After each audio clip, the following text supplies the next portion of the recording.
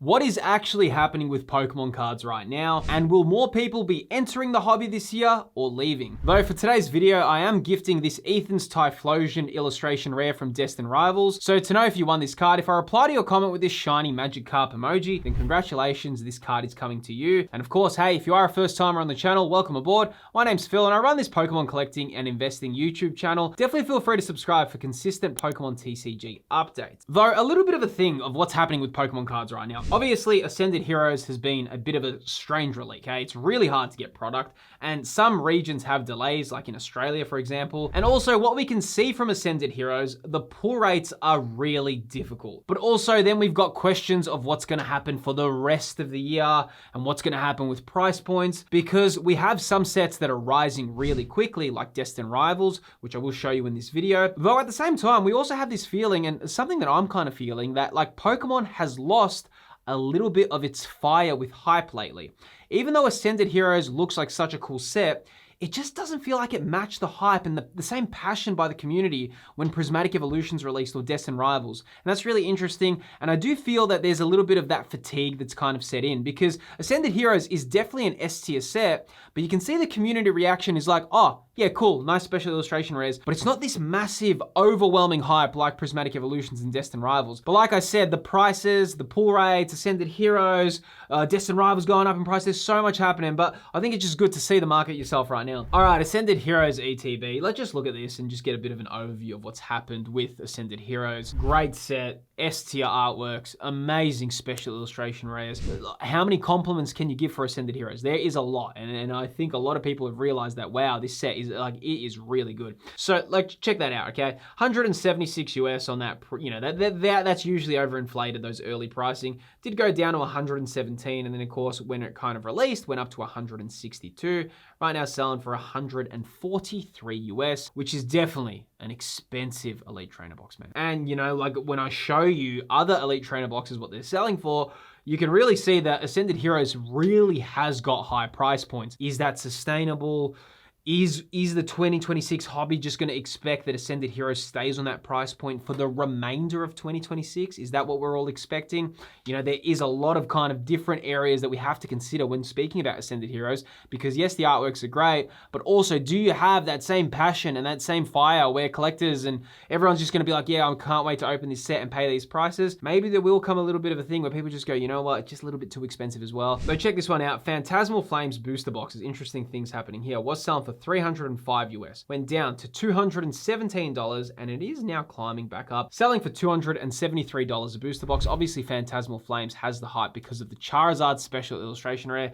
That card is pretty much, because it's a generational card, okay? So every single generation you have a card for the generation. Right now, I think this Mega Charizard is definitely the generational card. And of course, the price is also showing that, hey, it's not exactly going down without a fight. Here we go, the Mega Charizard X. And like I said, it doesn't seem like, a lot of people thought it would keep crashing and going down. So let's just check this out. Was selling for 900 US, went all the way down to $429. And it's had a recovery right now, selling for $636. So obviously, even though it's easier pull rates, okay? So the Mega Charizard X, out of all the chase cards and all these crazy generational cards we've had, whether it be Moonbryon, the Charizard is actually probably one of the easier ones to pull. I'm using the word easier a little bit lightly there. What I mean by that is you have more of a chance to pull this Mega Charizard X more than you have for the Prismatic Evolutions Umbreon. It's easier in that regard, but also at the same time, it's still like 1 in 400 packs, meaning you would have to buy a lot of booster boxes to be in that statistical area where you will pull it. One thing I just want to say, and this is something that I think a lot of people don't really speak about, is sometimes you'll go on forums and you'll see, and people share their pulls. No one shares their pull when they open a booster pack and they pull a reverse holo. Everyone shares their pulls when they pull something big. So it creates this kind of vibe that you're like, oh, yeah. People always pull this, I'm just unlucky. But no, the reality is, the reason why these cards are expensive is because they're crazy difficult to pull. You have to always remember that. But check out the Inferno X Charizard. This one's actually been going down. Was selling for 684 US, right now selling for $519. Really, really awesome. The Japanese version of this card is incredibly cool, though that's actually very expensive for a Japanese Pokemon card. And yeah, there you go. It's always going to have that fan demand. It doesn't matter on the region. Even here with Inferno X booster boxes, we're selling for $136 in November. right now selling for $111. Phantasmal Flames pretty much contains the cards from Inferno X. If you are a fan of Japanese Pokemon cards, I do think Inferno X is definitely looking at an okay price point, especially if you want to rip open some packs. One cool thing about Japanese Pokemon cards is that they do have a guaranteed pull inside the booster box, but whether or not you're going to hit what you're chasing, who knows? Now, while we're on the topic of these Pokemon cards, it's actually a good time to talk about today's video sponsor, Buy. If you've ever tried to buy Japanese cards online, it's likely that you've had this scenario happen where you find the exact item you want, you go to checkout, and then it tells you that it cannot be shipped to your country. Well, that's actually where Buy steps in to solve that problem. Buy is a Japanese proxy shopping service. You shop through them, then you buy the item that you'd like, and then they handle all the international shipping to get it delivered to you. You can search for whatever you're looking for. For example, here I'm searching for Pokemon cards and it shows you what's available. Once you order, everything gets sent to Buy's warehouse where they prepare it for international delivery and then they ship it out worldwide, including regions like North America, Oceania, and Europe. Now, what's so cool, if you're a first-time user, you can actually sign up using my link to get 10% off your first purchase. A big shout out to Buy for sponsoring today's video. Now let's jump back into the video. Now let's go into Destined Rivals. Obviously, the boom that's happened with Destined Rivals has felt a little bit strange. I think it rised very quickly. In some aspects of Destined Rivals, I go, yeah, sure, I get it. Team Rocket nostalgia set. Everyone's kind of looking at it. People are thinking, it's now or never. But at the same time, it went really quick. So just check this out. Was selling for $396 US and then went all the way up to $579. Let's just pull that in the month graph and you can get a really good overview of Destined Rivals, how it's traveled and the price spike. There's that month graph. So there you can see 400 US, which mind you, that's insane prices, right? Like you're already paying $400 for a booster box. And then it climbed all the way up to 585. Now it's dropped down a little bit to 556. So it's just, I don't know how heavy, this is the thing with Destined Rivals right now, it's still in very much reprint territory. If there was a massive reprint, that could really start coming down a lot. Though it's just an awkward period because people are like, should I overspend now? But you know, if there isn't a reprint, which is very unlikely, but if there was not, then that of course could continue to climb. But right now at this stage, I just feel, if you know how Pokemon products work and how the hobby works, it's not even a year old, this set. So it is very much still in that reprint territory, and it's very likely it will happen. Obviously, it's kind of like a risk-reward ratio. You can buy now if there wasn't a reprint, or if scalpers and everyone just bought it out straight away and the price stayed there, sure, you've made a win. But it does burn, man. It does burn if you buy something really high and then you see prices drop. That probably hurts more than anything, to be honest. Especially if it went down a lot, you'd be like, wow, I could have bought 3 for the same price. And that's happened to me before. I've made that mistake. So kind of don't want you to make the same one. And that's just a little bit of a caution with when you see prices like that. Now, Team Rocket's Mewtwo, okay, was selling for $511, went down to $378, right now selling for $409. So yeah, there is a bit of a big price difference between the top chase card and the sealed booster box there. Interesting, will that catch up? I do think it eventually will, but right now it's just awkward as well, because if the Team Rocket's Mewtwo started climbing up and Destined Rival to match Destined Rival's sealed product, but then Destined Rival's got a reprint, then this would also start coming down in price as well. So it's just, it's a thing that you kind of just want to watch from the sidelines. That's how I feel with Destined Rivals at the moment. For me, it's low confidence at the moment. Cynthias Garchomp here, the special illustration rare, selling for $264, right now selling for $199 US. Really cool SIR.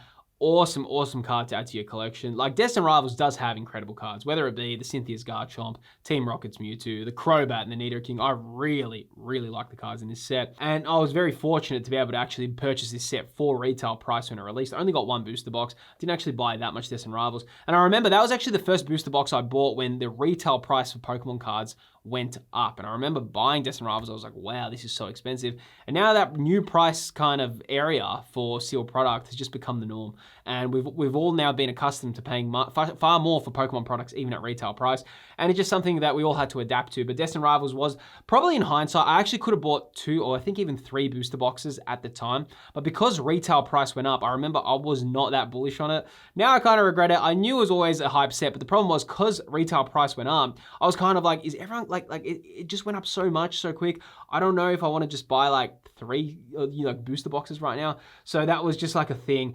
In hindsight now, I'm like, probably should have done the 3, but you know, live and you learn, right? Here we go with an interesting one. The 151 Elite Trainer Box was selling for $350 US. Right now selling for $441. 151 ETBs are crazy, dude. They are so, like, what happened with Pokemon 151 is so wild because like a lot of these sets were never really available. Like, sorry, for like Destined Rivals, And a lot of the sets, Prismatic Evolutions, they were just never really that easy to get at retail price. If you walked in a store and you saw a Prismatic Evolutions ETB or Destined Rivals booster boxes at your local card store at retail price, you would have considered yourself lucky. For Pokemon 151, it was everywhere. You could have bought this so easily for retail price. It was not that difficult to get when it released, though now the change it's had and the amount of demand that 151 has had has been incredible. $441 for an ETB, pretty high prices. Though interestingly, the Japanese 151 has been also climbing, was selling for 178 US, all the way now to $216. I love Japanese 151. In some ways, I even prefer it to English 151.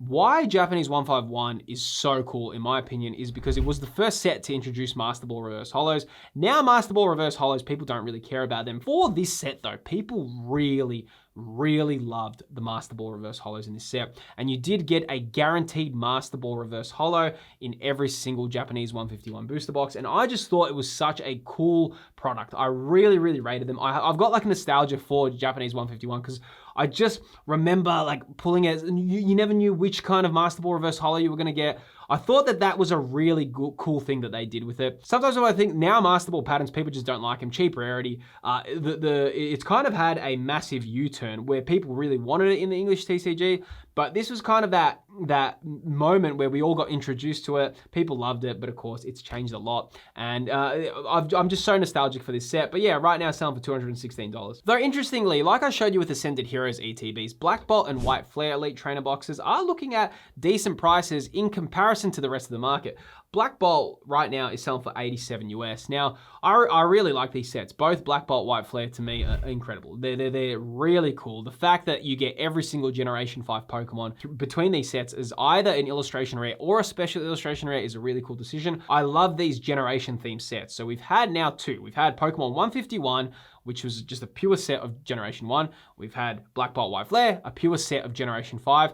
I kind of feel like this would be really cool to continue. I love this structure. I would be super open to getting a Generation 2 Johto set, a Generation 3 Hoenn set, a Generation 6 set, a Generation 8 set. I would actually be really open to that. And I've got a feeling maybe that is in the plans. I mean, like now that we've had a second one, it's kind of inspired confidence. Like, oh, I know a lot of people, I'd love to see a Generation 2 set, man. That would be that's a wish list of mine, right? But I do think like even the community's reception, these sets for some reason, they have a real good energy about them. They've just got like this, they get the nostalgia, they're fun, they're exciting. And I think if I did have a wish list of how I would like a Generation themed set to be, I would actually like them to follow the same formula of Black Bolt, White Flare, where you have every single Pokemon as an illustration rare or a special illustration rare. I think that's a really cool decision that they did with that, and I really rated that. Though same thing here with White Flare, currently selling for $80. They're just a little bit cheaper than Black Bolt, but like I said, both these sets are so cool, and they really set the standard of how generation themed sets should be. Like I said, if we do get more generation themed sets, if they keep that same structure of Black Bolt, White Flare, I really think that they did a masterclass in how to handle that, because you could just imagine the hype of a Generation 3 set, man, and you get every single Pokemon as an illustration rare or an SIR or Gen 2, it would be massive, and that would bring a lot of fans. But then, of course, it would probably be very hard to get as well, knowing the Pokemon hobby at the moment. But yeah, I mean, cool things are happening in the market at the moment, and a lot of things changes. What's actually happening with Pokemon cards in 2026? I think there is a bit of hype brewing later in the year when the 30th anniversary releases, but until then, we do need a lot of the same things to happen at the same time for that massive hype spike to happen. Though I think the hobby will experience a bit of a big difference when the 30th anniversary comes around this year, and I think a lot of collectors are eagerly awaiting that release, and it may change a lot for 2026. Though if you want to know the changes that I'm actually predicting will happen in 2026, you can watch that in this video on screen right here. Check out the video that I've placed right here for you. On this video, I'll go over the 4 changes I think we will see for 2026. If you like this video, I really think the next video will fit your vibe. Appreciate you watching, and I'll see you on the next video.